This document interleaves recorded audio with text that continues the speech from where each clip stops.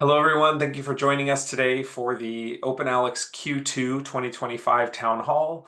This is our second one of these where each quarter we're trying to give an update on what's been going on at OpenAlex, what's going on currently, and what's going to be going on soon. So with that, I'll turn it right over to Jason Priem, who's going to be presenting. Thanks, Kyle. Yeah, so I'm just going to crack on right quick. I want to leave plenty of time for questions.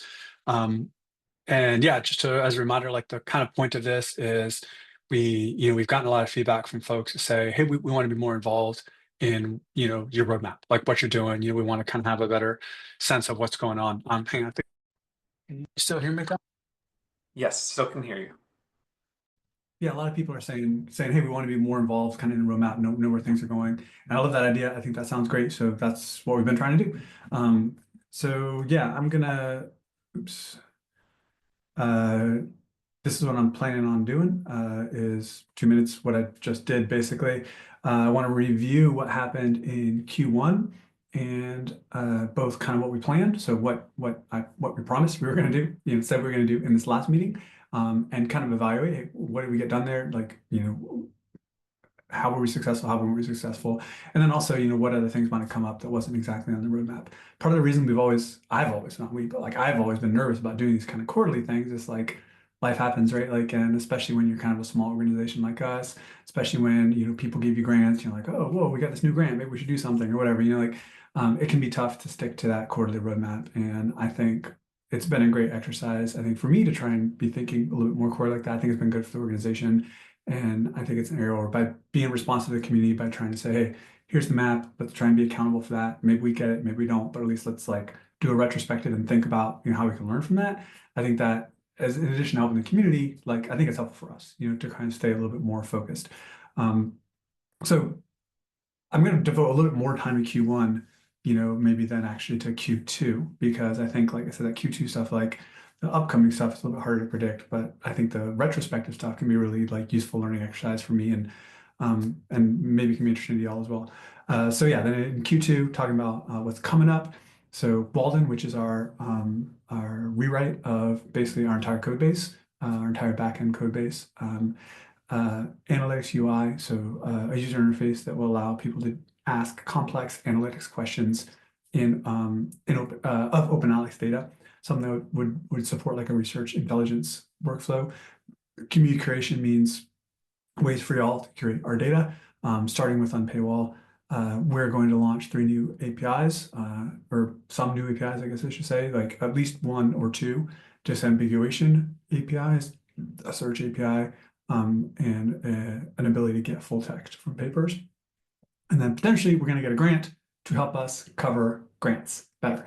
So OpenAlex is designed to try and be an overall like window on the Scholar community, and grants are a big part of that. We don't really cover grants very well. We would really like to cover grants very well, so we put in a grant, and we're going to find out later next month whether we got that grant or not. So it's kind of hard to plan on that because it's a big grant, and if we get it, obviously it'll change a lot of our tactical picture. So we kind of have almost like 2 Q2 plans depending on how we do that. And then just a quick talk about, hey, what's Q3 potentially hold for us. That's like for an organization like us a long ways away. It's like 3 months. But yeah, but a little bit like what's on the horizon there. And then yeah, I want to have plenty of time for Q&A. If we don't use that time, that's fine. We don't have to spend the whole hour, but I want to make sure there's plenty of time for it. So starting off with Q1 review, I promised. The planned things, and this I just copied straight from our last quarterly report, our last town hall. So this is like not touched. We were gonna launch Walden, which is again the rewrite. It's called Walden. I think I mentioned this last time in honor of Thoreau's Henry David Thoreau's book Walden. Famous quote from which is "Simplify, simplify," which is actually not the correct quote, it turns out, but that's what it's often quoted as. But it's about simplification, and what we found over the last, especially 6 months, but really over the last year, is that we were getting a lot of requests to improve our data quality and to increase our coverage. Both of those are like great requests. I love that idea, right? Both of those are super important for us. And we were not really able to fulfill those requests because we had taken on a lot of what they call technical debt, right? We grew really fast. We built this thing really quickly. And to do that, we had to take a lot of shortcuts. And after a while, if you constantly take the shortcut, like eventually that catches up with you. And that caught up with us and got to the point where for us to change code, it was one step forward, one step back. So if we wanted to fix a bug, we introduced a new bug. If we wanted to add some new data, we corrupted some old data. So we came to the conclusion that we just need to rewrite the whole thing like from scratch, like not quite from scratch, but like we just need to rewrite the whole thing. And instead of this kind of hacky, approach, and we can get if people want to know the kind of technical details of it later, but basically built on an iteration around a Postgres database. So 250 million works. We look at work number one, figure out who are the authors, what's the institution, what are the topics that it's about, what other works should be lumped in with it, who's citing it, like all of the things we do for work. We do all of that for work number one, and then once that's done, we go on to work number 2 and 3 and 4. We do that 250 million times, and then we go back up to 1, and we keep cycling through them, right? And that cycle takes like 10 days to 2 weeks. And it was, if we needed to make an adjustment in our algorithms like that, it takes always 10 days to 2 weeks for it to finish. And like I said, it may have a lot of unintended consequences along the way. The Walden redesign, which is, again, like I said, simpler, is done in using Databricks, which is a commercial infrastructure built around Apache Spark, which is an open source, I guess, library or tool that allows you to work in parallel. So instead of going from top to bottom, you just go from left to right, if you imagine one column, right? And so instead of doing 250 million, one thing 250 million times, you do 250 million things one time. And so it finishes in a couple hours instead of a couple days. And that allows us to actually like to tinker with things, to change things when there's algorithm problems, to change the algorithm and see what happens instead of wait 2 weeks and like hopefully it worked. If it didn't, then we got to try and go back and it gets halfway reset and all these things. It gives us, observability into what's actually happening and tinkerability, so we can make changes without it being such a high stakes exercise. So that's the Walden project. Like I said, it simplifies the whole thing. The plan was to release that this last quarter in Q1. That did not happen. We'll talk more about that actually in a second. The plan was to do an analytics app. So that is a research intelligence tool, something that people can use to ask questions that go beyond kind of the discovery use case of like, hey, show me all the papers you have about armadillos. That's a discovery, right, case. Show me all of the papers by Jason Priem. That's sort of mostly a discovery case, right? But if you want to say something like, show me all of the authors who have collaborated with Jason Priem on the topic of armadillos, who are located in sub-Saharan Africa, where the paper was written in the last 3 years, and it's bronze open access. Compare that to the same type of data set, only about ground sloths. Those kind of questions are right and more analytical questions. The current UI we have isn't well suited for that, and so we're going to create and promise that we would create a new UI that was built around these analytics use cases. Community creation is basically around, we want to make it easy to fix problems in the data. I'm not going to talk too much more about this. Pretty straightforward. Like it's just, there should be a UI, right, where people can go and just like, hey, you got my name wrong, you got my publication record wrong, delete this paper from me and add this one, right? Pretty straightforward.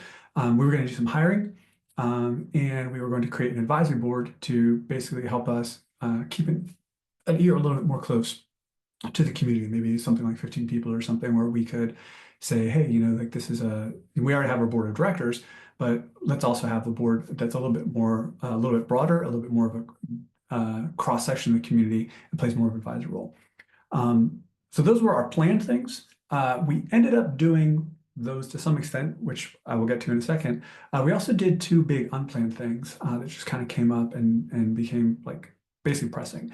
We did a lot of changes to our internal organization, and particularly in the finance area, how we handle our money, and also just kind of how we handle our organizational structure.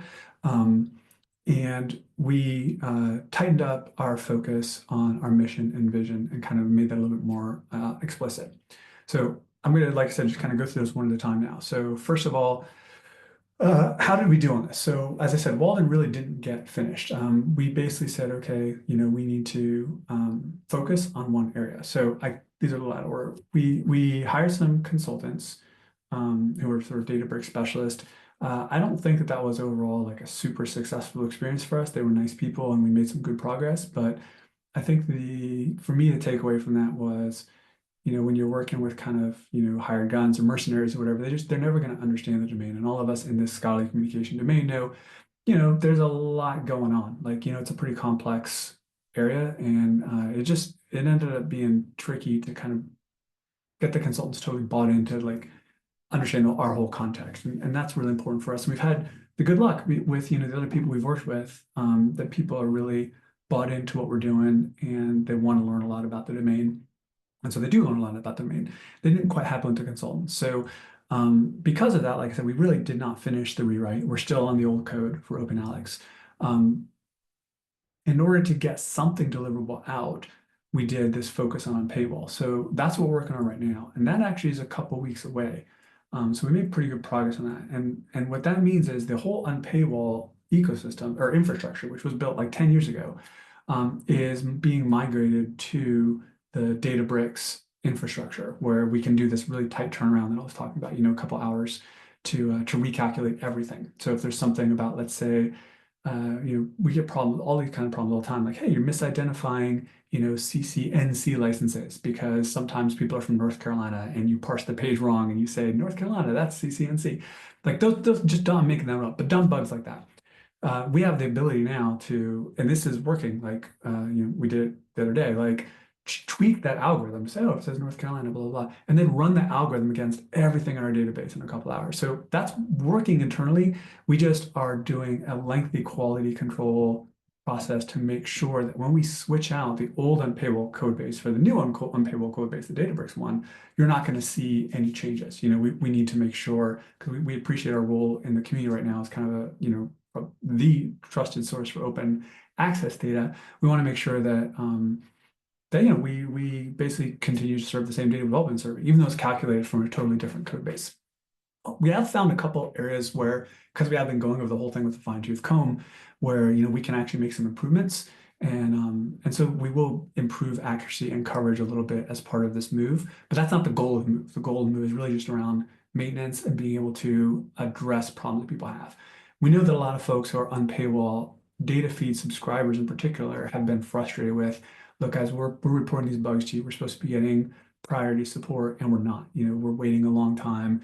It feels like we had to bug you 5 times, stuff like that. And I feel really bad about that. I think that's a totally like appropriate criticism. I don't think we've been very responsive and on paywall to our users, which feels crummy, feels really bad. And the background behind that is mostly just, it got to a point we had a guy full time just doing nothing but that. And he was still not able to keep pace with those requests because the old system was, like I said, 10 years old and just too rickety.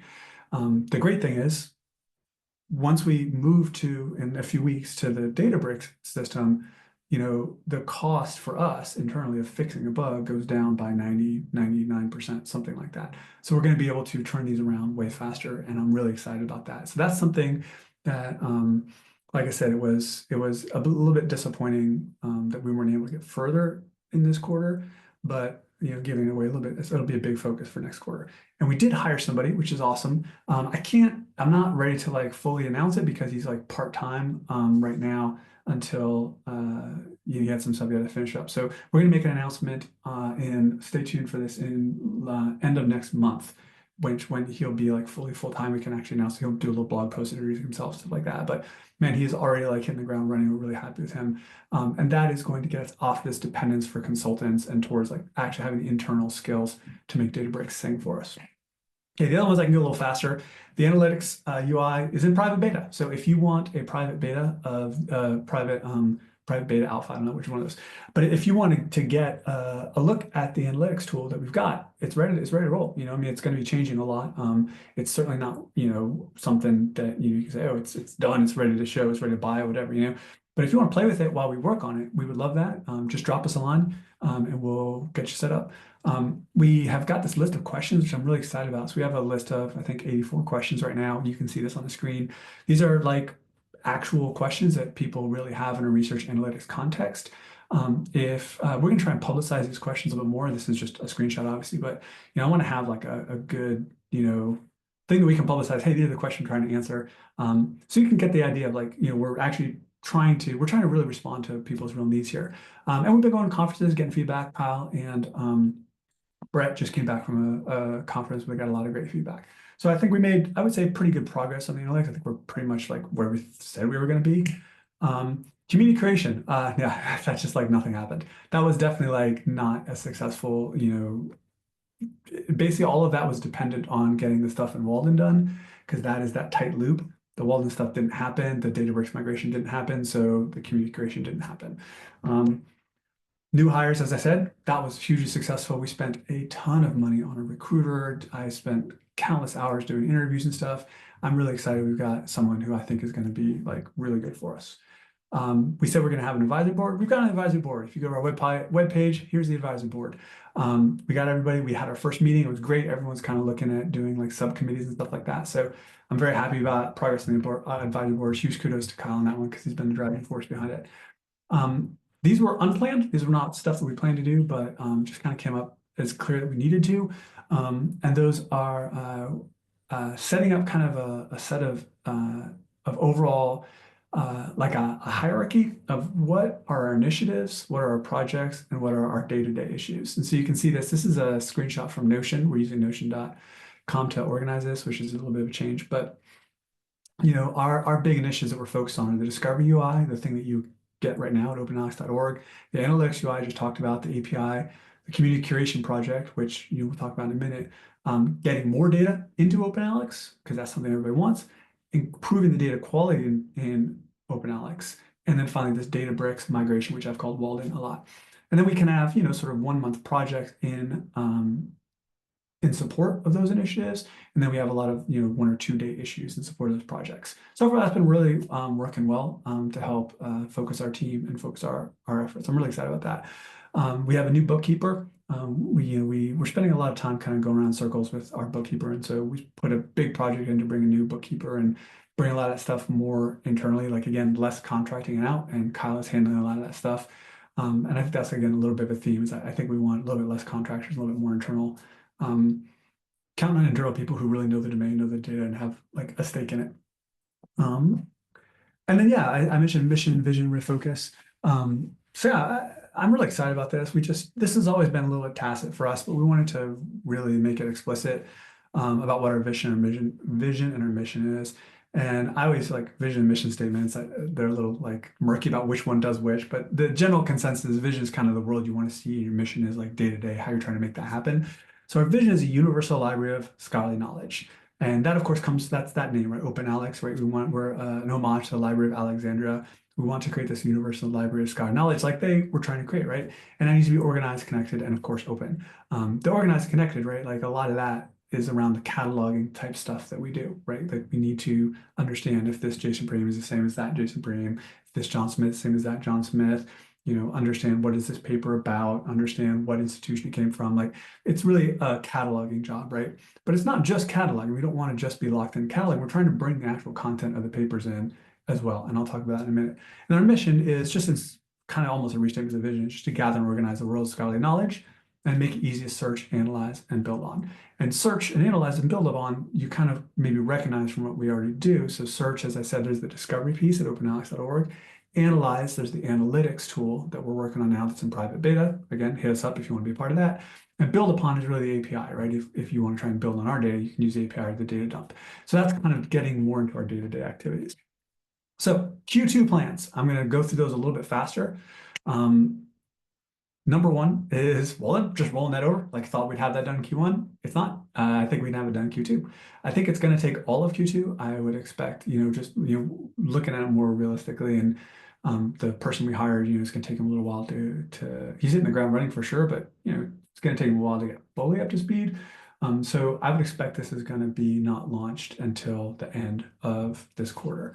Analytics UI private alpha. So we're just going to do the private alpha. So I wouldn't expect a lot of other, we're not going to do a release or anything like that. We will build it a lot, and we're going to take a lot of the feedback that we get from the private alpha users and roll that into the app. The community creation, again, we're just rolling that over.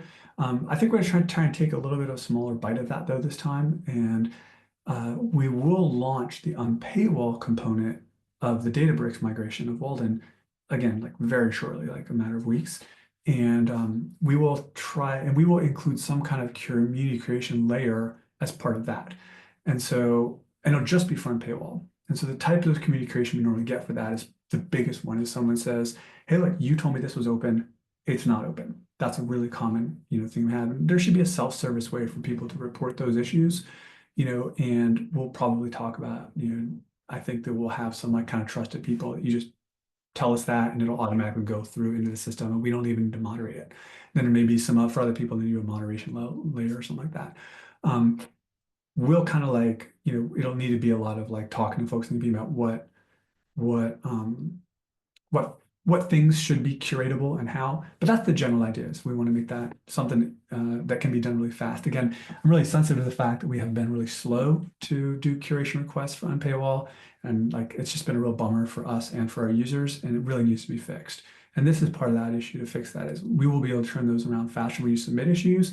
But to me, the perfect way to fix an issue is let you fix it. When you see the problem, instead of submitting a ticket and you got to wait for us and blah, blah, blah, just fix it. And then it doesn't have to go through us. And then in a couple hours, a day, maybe at worst, you see your fixes already like back in the app and you ingest those.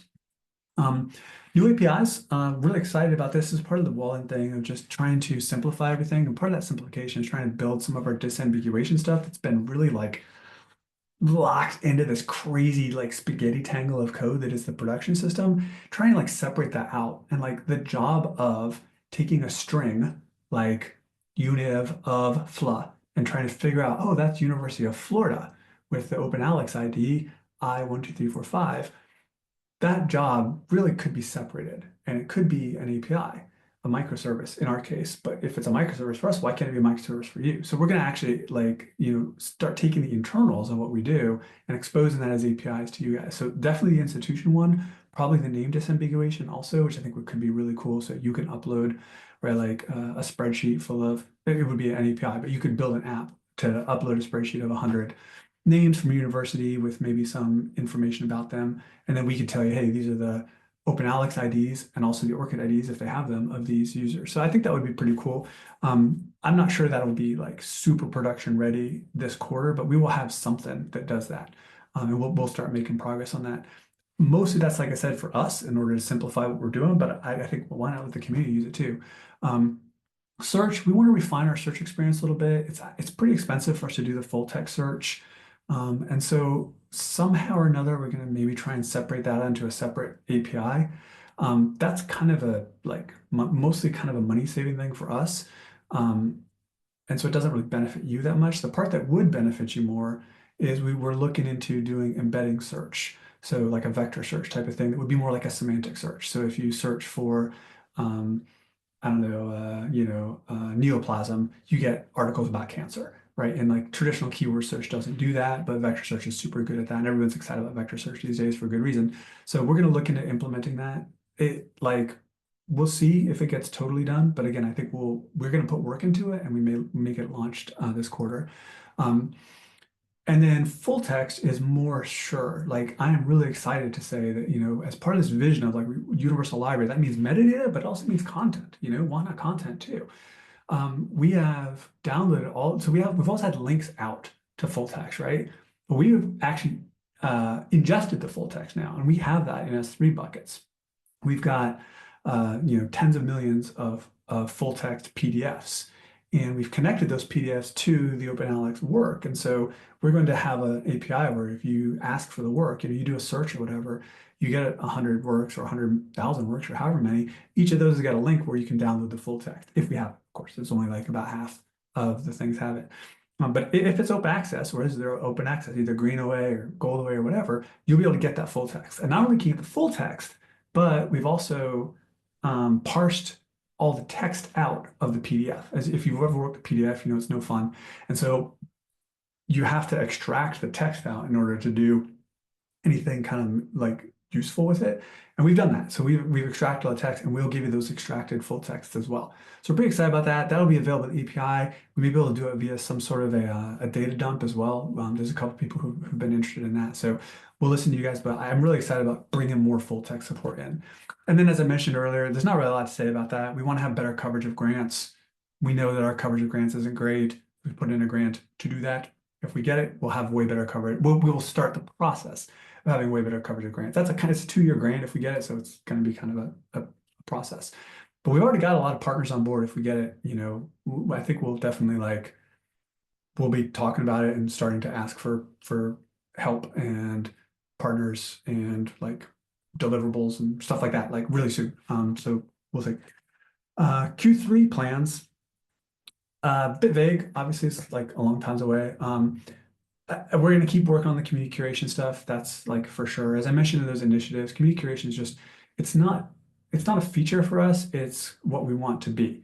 And what I mean when I say that is, we're an open project, and open doesn't just mean that you can read it for free. It means that it's open in 2 directions, right? Like you can get it free from us, but we can get stuff from you too. And we really want that. We love projects like, Wikidata, projects that are really, like I said, open in 2 ways and that really work with the community. We're not going to be Wikidata, don't get me wrong, but we love that idea of why can't we work together on this? And we think that we have a real, opportunity to take all that all that labor that the whole kind of sector has been donating to Scopus and Web of Science and other proprietary systems, right? And doing basic QA for those systems and donating it to them, and then they sell it to another library. I think we have a really cool opportunity to say, hey, why don't you donate that labor to an open CC0 licensed data set? And then it's always available. It's always out there for people. It's not just an investment in somebody else's system. It's an investment in our system. Our parent company is called Our Research because we want this to be something we do together. So communication is really important to us, and that's going to keep being the key. I mentioned a source party earlier. We want to add a ton of sources. That is can't be even done this quarter because we're so far behind on the rewrite. But once the rewrite's done, then yeah, we start adding sources, adding repositories, really starting to enlarge the data set. Like I said, for data, it's better data and more data. Those are 2 that we're trying to do. And then a universal library app. Again, we're really trying to focus more on this idea of, like I said, a universal scholarly library. And I think that means instead of, we're going to start looking at, instead of having an analytics app and discovery app, how we can kind of make that one app that kind of, if you want to do discovery, great. If you want to do discovery, then do some analytics on top of that. That's something that I think is exciting, and it's that kind of universal idea that I think is really appealing. The vision behind this, right, has always been humanity's greatest achievement, I would argue, and most beautiful achievement is the scholarly record, right? Everything that anyone has ever learned about this world, right? It filters up to the next person, the next person, the next person, the next person. Our whole species, the best we've ever done is right this second. That's the most we've ever known about the world right this second, as of the scholarly record right now. That's the most thing we know of the world. And this treasure handed down from generation to generation to generation of the scholarly record, right? Our best attempt to understand this world and our place in it. We think that's so beautiful, and it's crazy and disgusting for it to be balkanized into all these little silos. We don't want that anymore. We want to say, let's make one place where that heritage, right, that incredible gift that the previous generations have handed us, that our generations worked on, that can be one place where we can all have that as humans, where that's part of our birthright. That's really what we want to build, that universal place. And as part of that, we want to try and build other stuff around that. And we want to find one way for people to see that in one place, and then other people can build on top of that. That's always been the vision. And we want to keep trying to double down on that vision. So that's it. And now I think I'm going to open it up for questions. Yeah, thanks, Jason. I'm just going to stop the recording, and then we'll go to Q&A.